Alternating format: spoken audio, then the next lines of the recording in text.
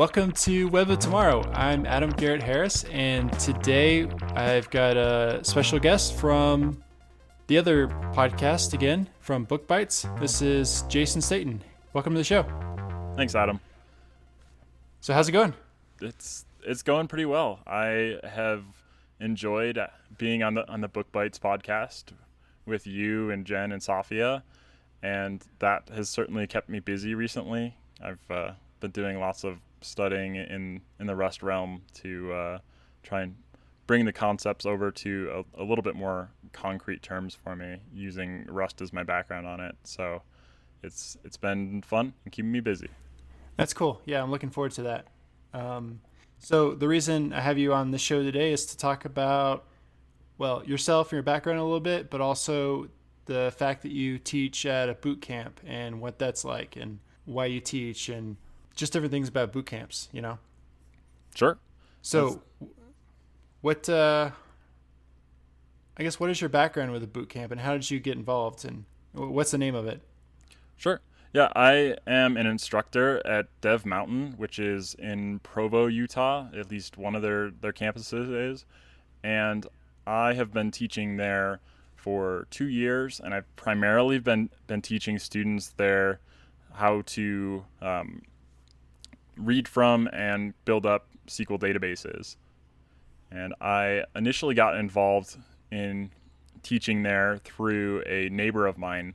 I happened to live across the street from a developer named Jeremy Robertson, and while he was living across the street from me, he got a job as the director of web at Dev Mountain. And when he got that, he was telling me about the program one night when I was over, and he had mentioned that Dev Mountain was teaching MongoDB. And I have some history with MongoDB, and I'll try and keep my opinions down here. But I did know one thing, and that was that relational databases are really the top used database that's out there. And so my thought was, why are you teaching students something that they're likely not going to interact with when they hit their first job? And so I told him, you should teach these students SQL. Like they need to learn SQL, so teach them SQL, Jeremy. And he kind of flipped the tables on me, and he said, Jason, you should teach them SQL. And so that's how I initially got involved at teaching at Dev Mountain.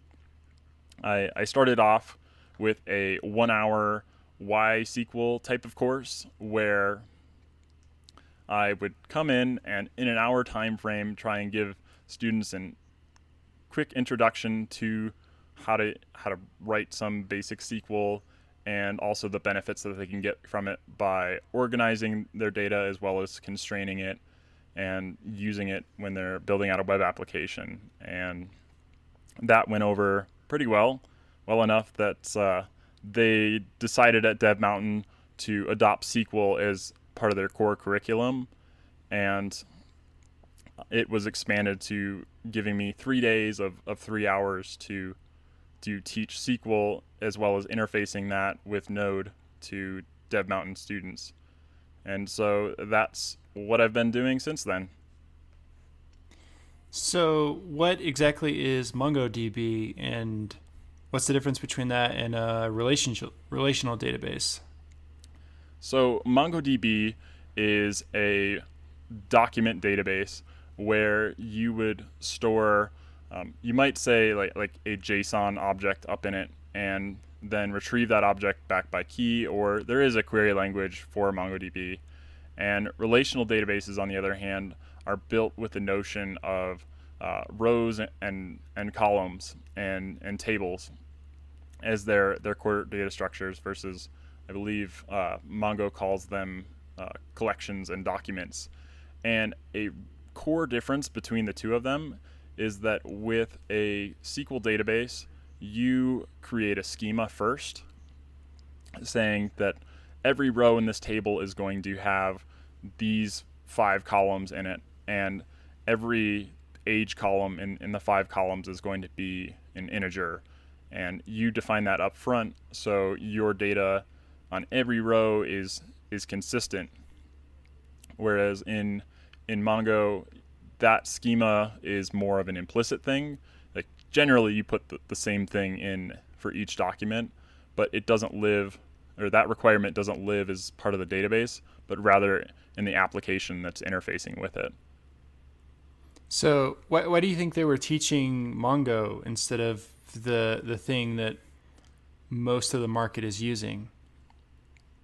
I think first, probably at the time that it was introduced, MongoDB and NoSQL had a lot of push from the hype cycle on that front, and I also think that I mean, when you think about it, like if these students are learning JavaScript and they are wanting to persist information from JavaScript, why not store it in terms of JavaScript objects? So just JSON.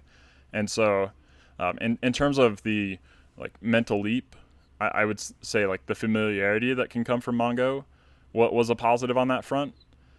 But I think that it may have pushed them in a direction of learning something that they were less likely to use when they were in industry. Gotcha. So has it been harder to teach them SQL because it's more of a leap from JavaScript? I would say definitely that has been a challenge to work through with students. One of the hurdles to overcome is before I can teach students about using a SQL database from JavaScript, I first need to get them knowing at least some part of what SQL is and how to write it. Because if you can't write SQL, then you can't write it inside of your JavaScript to hit the database from it. And so that's been a challenge for me, and one of my goals as I've been improving the course has been trying to cut down the time that it takes between learning the basics of SQL and being able to use it within Node, so they can kind of bridge that gap, because that really is the moment that it does start to click for students of, oh, I see how this can apply to my Express web app. Okay, so at first, are they just playing around with SQL in some program that's just doing SQL to learn the concepts, and then you actually get them as quickly as possible using it inside of a Node app? Yeah, that's the approach that I shoot for. I actually put together a little tool called Chinook, which uses a predefined database that was built by Microsoft that has a whole bunch of rows in it with a semi-structured set of tables. I don't know exactly how many rows. There's probably a good 10,000 rows in all the tables, so that like a big enough set of data that you can actually do real queries against. And I bundled it up into an application that's available at chinook.ml, and you can go and write SQL directly in your browser, and you can do it. You can write SQL directly in your browser by using a SQLite engine that has been compiled down to JavaScript by some impressive folks on GitHub, and then you can write SQL right there in your browser without having to do any additional setup. And from there, I get them the introduction into several different types of queries that they may want to write, and then it's actually on the second day that I have them actually start interacting with Postgres from Node, which requires a little bit more setup, but that I think is when it starts to click, is after they have kind of the baseline in SQL, they realize how they can start using it. Gotcha. Yeah, so I remember at one point you had me test out a set of instructions you had for getting set up. Is that before you discover this online thing? So I still have them use those instructions. They are what's in use on the start of day 2.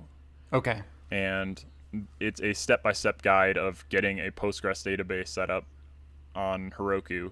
And There are pictures on every step of the way with big pink arrows to say click this, and I actually created it and tested it against a few of my family and friends, to some who were technical, some who were not technical, to see how somebody who didn't really know what they were getting into could do with getting it set up, and most people were able to get it set up within 10 minutes or less, which was my definite goal with that, is to make it fast so they could get on to writing SQL rather than worrying about setting up a database.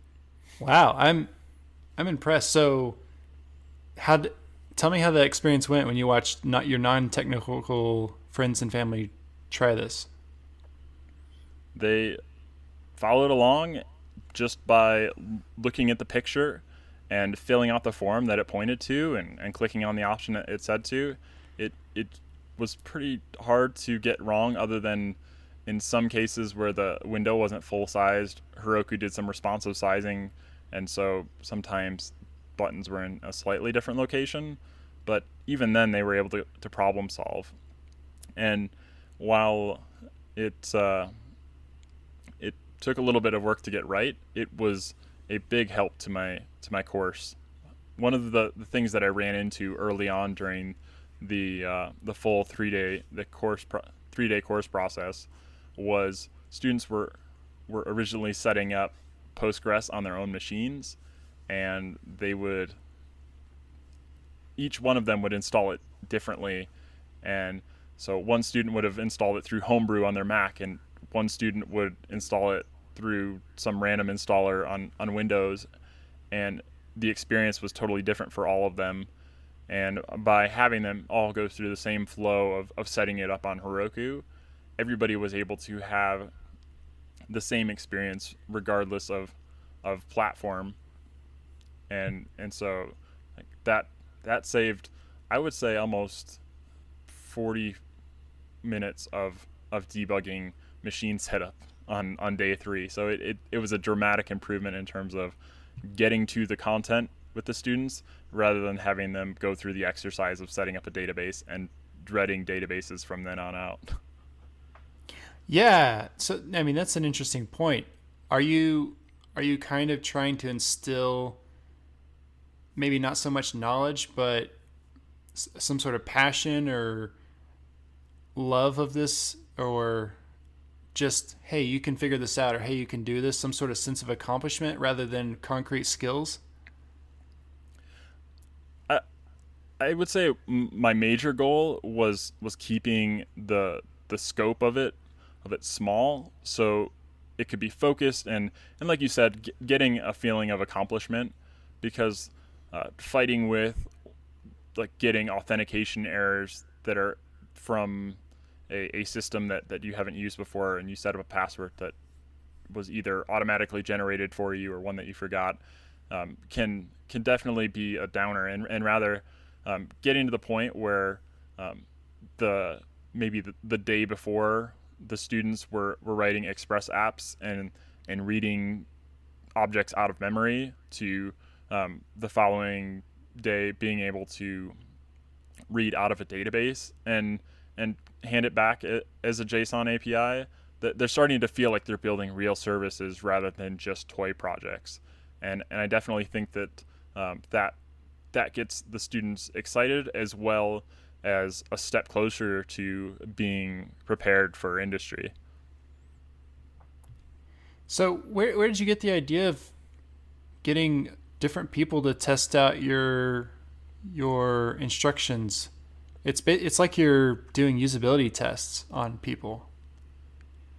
So an inspiration for me on improving my course actually came from another podcaster. His name is Reuven Lerner, and he is a sometimes panelist on the Freelancer show. And in some episodes, he's talked a lot about improving his courses and trying out new things, and finding environments that he could test out new concepts and new approaches at solving something, or making an exercise easier. And I really liked a lot of his feedback and on how to do that, or a lot of his recommendations. For example, one of the things that he does after any course that he gives is that he does a post-lesson survey to ask students what they thought about the course or how it could have been improved or if there were questions that weren't answered. So that way, the next class of students that he teaches, he's able to answer those questions on his own or structure an exercise around solving that problem. So that way students aren't caught on the same issue every time he goes through. And and so being in the mode of constant improvement of your course can really make a big difference as you progress through it. Like you see these same things that people run into over and over. And if you're doing surveys to find out what student perspectives are, I also will take a notebook with me sometimes and write down things that students run into. I would actually take notes on my laptop, but my screen's often visible right there, and so I don't want them to watch me taking notes on them. But that also has helped make the course more efficient. And I still have a long ways to go. Just looking even at my previous week's survey. Nice. So, how do you measure success? Because I think it'd be easy to see students struggling and think that you're failing as a teacher, or to see students accomplishing a task easily and thinking you're doing well as a teacher. But maybe sometimes the struggle is what helps them learn. Do you see what I'm saying? Yeah, and I would say one of my best measures is first seeing the student who on the first day is maybe struggling a little bit with it and being able to give them some additional pointers, and by the third day having them asking questions that are a little bit more in depth, meaning that they actually dug in further, or they use those resources. And also one great thing about teaching at Dev Mountain for me is I'm doing it about every 6 weeks. And so when I go back there after 6 weeks, a lot of times I get interactions with students who are asking me 6 weeks later about more advanced concepts, and they are excited about using SQL, and you can see that it has benefited them for building out their own little personal projects that they've been working on. So seeing the excitement about it is a good sign for me, because one early piece of feedback that I actually saw before on the course was that they liked my teaching style, and they said, unfortunately, the topic is just boring.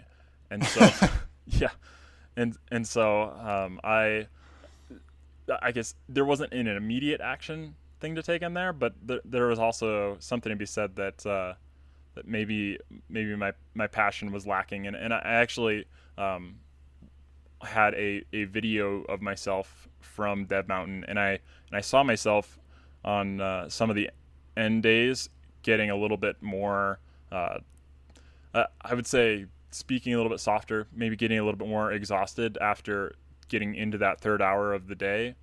And I kind of use that as a reminder of myself of, hey, you have to maintain this excitement for the whole time that you're going through this. Because I am genuinely excited about teaching SQL. I mean, that's why I do it. And if I did get tired of it, I would definitely stop. But I may have let that dwindle a little bit, and so that's one thing I've tried to step up from that specific piece of feedback. Yeah, I mean, I think it can be hard to maintain a level of excitement up in front of a bunch of people, because a lot of times the audience doesn't show any level of excitement, but that doesn't mean they're bored or disengaged, you know. And they want to see that excitement from the person up front, and they'll feel it, even if they're not showing it. I think that's something I need to get better as an audience member, is showing that I'm engaged. And I think every student has their own way of engagement, where some students will will get more question heavy, and because they're excited about the topic they're learning, so they want to pull as much out as they can, and that is an awesome approach. Whereas other students have to get quiet so they can sometimes think about and I guess ponder over the things that they've been learning, maybe toy with it a bit on their own. And so yeah, I definitely get different feedback from different groups just by looking over the class. I think one good approach, or one good improvement that I added in was taking I take about a 15-minute break during that 3-hour course, and during that time some students will get up and go and get on their feet, play some ping pong downstairs, or go get a drink, or cruise Twitter. And some students will stick around and ask me questions that maybe they didn't want to ask in front of the whole class. So it kind of provides a little bit more personal interaction that lets me whether elaborate on a topic for them, or give them like a specific link, and makes it a little bit more high touch rather than it being simply like me presenting. And I think that has been a great improvement. It's just adding in a break, letting people think about it, letting people come back with a question that they want to ask that they thought of during the break or discussed during the break. Yeah, I think that's good. So I want to step back in time a little bit and ask, what was it like the very first time you got up in front of these students and started teaching? Like what were you feeling? What were you thinking? And why did you agree to do it? So I think I'll answer the first question, or sorry, the last question first, being that I agreed to do it because it's something that I care about teaching students, and getting them the best knowledge pieces that they can have going into industry. They've only got 13 weeks of study time at Dev Mountain, and so spending it with the best material that they can get helps make them the most well suited they can be. As for going in my first time, it was certainly intimidating to go and get a mic put on me, and having when I first was going, every time they would have a pretty big camera that was pretty close to my face, so I was like, everything is being watched. How And close to your face? So if you think about maybe a 3 or 4 foot desk, and then on the other side of that there was like a tripod that was kind of off to the side of it, so it didn't actually block my view of students, but it was right there. And Yeah. Where you're like, don't look at the camera. yeah, and I'm sure I probably did, or it may have seen me like zone off or something. But it definitely intimidating, and a little bit of a imposter syndrome feel to it. But at the same time, I knew that I prepped way more material than I needed, and I mean that's something that I have gradually cut back. But I also know that being a developer kind of is at my core. One of the things that I spent too much time on was building out that web-based tool to go and write SQL against. While it is beneficial, and I've enjoyed using it for the course, it also was my mindset of, I can use technology to go and solve this course problem for me, when in fact that's really not the answer to it. Like, it was a tool to help teach, but it was not the tool that did teach, or that teaches on its own. And so I think part of me was just thinking, like, I don't want to build content. I want to build web apps. But I think now I see where it has value versus just saying go in here and play around with it. Yeah. And Yeah, I always find it weird using a microphone in a room because your voice is like out there in the room and it feels like you have no idea how you look or feel to other people or how you look or sound. yeah. Have you And gotten used to that? so I now whenever they're not recording, I've actually gotten over using a mic, or I guess I don't use a mic anymore unless they are recording, and I have learned to kind of get my voice to fill the room, which I think has been good for showing my excitement a bit more, and it's also given me some good practice. There have been a few days where there's been an air conditioner that's been running for a good 30 minutes during a class, and sometimes that's been a bit to battle. And at the same time, I think overall that's actually helped me with being able to speak for a longer period of time and not have my voice totally get exhausted. It still happens now and then that I don't balance my water consumption out just right, and we'll get a dry throat occasionally. And I usually try and get that wrapped around a break, so then I can say, hey, let's take a break while I get a drink and recoup my vocal cords and make it through. Cool. So, what are your thoughts on boot camps in general? Because I know you got a computer science degree. You didn't go to a boot camp. Yeah, I I would say that boot camps are worth it for students that traditional school might not be. There are different people from different backgrounds all there. There are some students that are there that they have a degree maybe in some other field, and they're looking to get their foot in the door by going through a program that lets them do it as quickly as possible, and lets them get a quick foundation.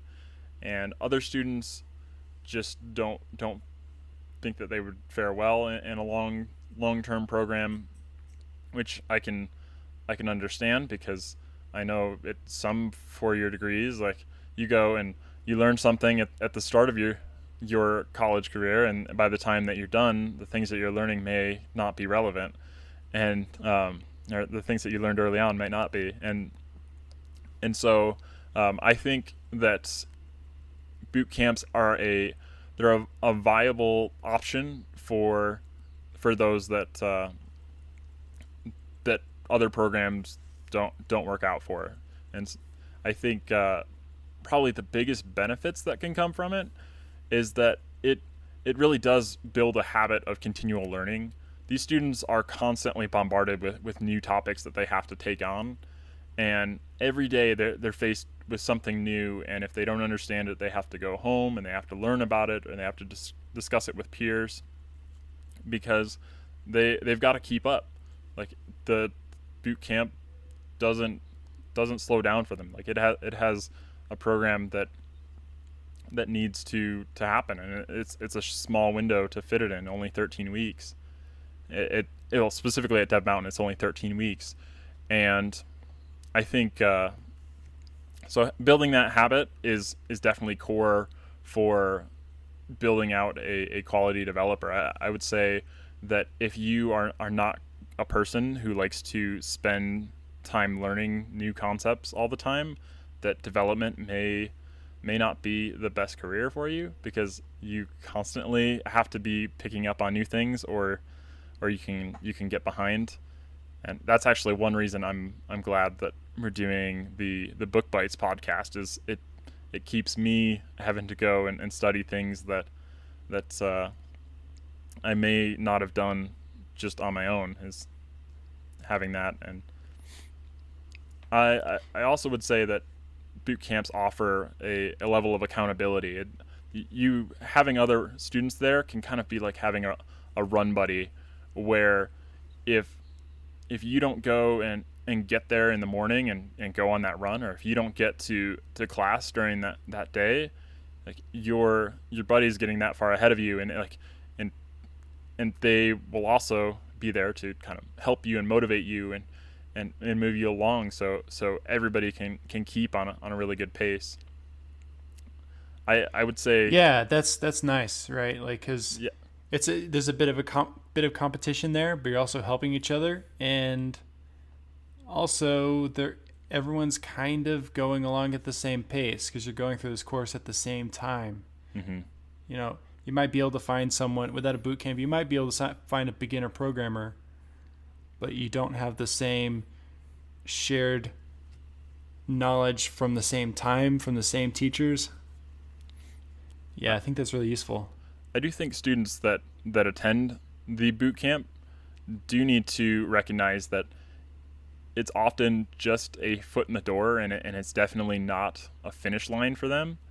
When they graduate from the boot camp, they're not done working. Like, I mean, they when they get into industry, they need to definitely continue at that same pace of learning rapidly, and that way, like when they get into their first job, like first they're showing that they truly are passionate about that career, and they're not just relaxing and say, well, I made it, because that's definitely not what it means when you graduate a boot camp. It doesn't mean you No. made it. It means that now, like, whether you would say it's taking the training wheels off, like, I mean, you're on your own, or you're into industry now, and so that's where the real challenge begins. And I think as long as students are realizing that, and that it's really a resource for community and getting questions answered, and a launch pad for starting their careers, then I think for some attendees, like, it can really be a life changer. Yeah, I mean, because you're also not guaranteed to get a job as soon as you get out of boot camp either, right? So it's good to have that Hmm. mentality of continually learning and working hard. Yeah. I mean, have you seen some cool success stories from students who've graduated? I I guess, as a specific story, I can't outline. One thing I have gotten from teaching is a lot of students have gone and connected with me on LinkedIn. And so, um, for as rare as it is for me to check LinkedIn, every now and then when I do, it's always an awesome thing to go and see these students showing up with their names beside some company that they've made it to, and knowing that I gave a small little contribution to some of them, and so definitely helps me feel good. And it's also nice to see that the program is working out for a lot of individuals. I know some boot camps historically didn't have such great track records, and because there was a period of time where like there was a major spike in boot camps, and then some of them disappeared, and Dev Mountain seems to be one that's holding out well through them. Nice. Yeah, because I feel like you mentioned a boot camp is a foot in the door, but even your first job is probably just a foot in the door. Once once you've got a job under your belt for a year or two, then you can. I think from then on, it's easier to find a good job as a developer. Definitely, yeah. That I think is something that they talk to the students about before they graduate too, is that um, after you get your first job and you really start getting that experience that you can put on your resume, then your education history that you have becomes less relevant, and you're not looked at as a, oh, well, they're just a boot camp graduate. Yeah. Instead, they are, they've been a junior developer for a few years, or like for a year, and like that makes a profound difference in what your options are for moving around in the industry. Yeah, I mean, I don't really think anyone cares that I have a computer science degree. That was 8 years ago. 8 years ago doesn't really seem that long, but in this industry, that's ancient history. And no one cares what your GPA is. Nope. I mean, only only for your first job, and even that can kind of be questionable. Like it's a lot more matters on, I guess, the type of person you are. The experience you have is really key. I mean, that's been what's gotten me every job since my first job has been a basis on the past experience that I had, where somebody was asking, "Oh, well, you did this thing. Like, how did you do that?" And then being able to have a backstory on that, and saying like, "This is how I figured out that problem," and I think it shows um, real, I guess, real passion and experience on my part. So, what can people do who are interested in teaching and that sort of thing? I I would say the biggest thing they can do is find places to do it, find places to teach others, and there are lots of options. There's teaching within your own company, to your peers. I happen to run a biweekly meetup at at Domo, and it's great, the technology that can surface there. Getting involved in local user groups. If you hit up meetup.com, there's plenty around you, most likely, even some online groups that you can come across. Um, you can get involved at a local boot camp if you happen to have one nearby. I know that's something you've actually done, Adam. Is gone and taught a few times at Dev Mountain, and Yeah. not a lot of commitment to it. Just saying like, I want to teach on this topic. And I mean, can you talk about that experience just a sec? Yeah, I mean, I had some extra time and I thought, hey, I want to try this out. And it was super easy because, they have students there who want to learn things. And so if someone wants to come and teach something, then they're totally open to that. So I just went and talked about D3, and I think it was kind of an optional thing that they let the students choose if they wanted to go to or not. And yeah, it was pretty fun. And it definitely helped improve my skills to be prepared to go there and teach it. Nice. And I guess one last thing is, if you're not sure on a topic that you want to teach on, there are even training programs that you can get involved with that already have a predefined curriculum that you can benefit students who are new to industry. A couple of specific ones being Railsbridge and Girl Develop It, where they have programs that help underrepresented groups getting into the programming space, and so you can spend your time and using your experience as a developer to uplift those who are new into the industry without having to know a specific topic to teach. What exactly is Railsbridge? So Railsbridge is a program that will help um, underrepresented diverse groups set up their first Rails application and build out a a basic Rails app that I don't know specifically what the program does now, like in terms of app, but it may be like a building out a blog and doing it over the course of a couple hours for somebody who's never programmed before, sitting next to a developer who's been doing it in industry. And that's kind of the part you can play as a mentor, is sitting there and answering their questions, showing them how it works, so they can feel some immediate success in building out a program. Nice. Yeah, and I know sometimes there are programs in public schools where programmers in the industry can come and teach a class on programming to high school students or whatever, and they don't have to do any of the administrative work or paperwork. There's still an actual paid teacher from the school who's there to take care of discipline and paperwork and that kind of thing. Yeah, I actually did that last year for some fifth graders. We went through the code.org program with them, and it was doing a Scratch like program, and it was an awesome experience. Once again, to have kind of that fast feedback loop and get young minds inspired about writing programs. Yeah, Scratch is awesome. Hmm. Cool. Well, where can people find you online? So you can hear more of me talking on Book Bites. So if you go to orbit.fm, Book Bites is on there.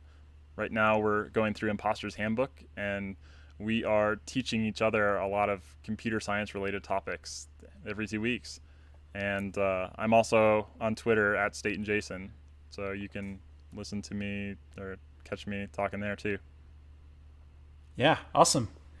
Yeah, so thank you so much for listening to this episode of Web of Tomorrow.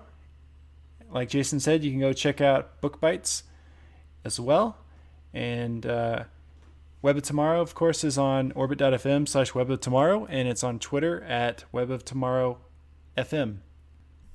Thanks, Adam. Yeah, thanks. Oh, and by the way, you can go and leave a review for this on iTunes. That's not very enthusiastic.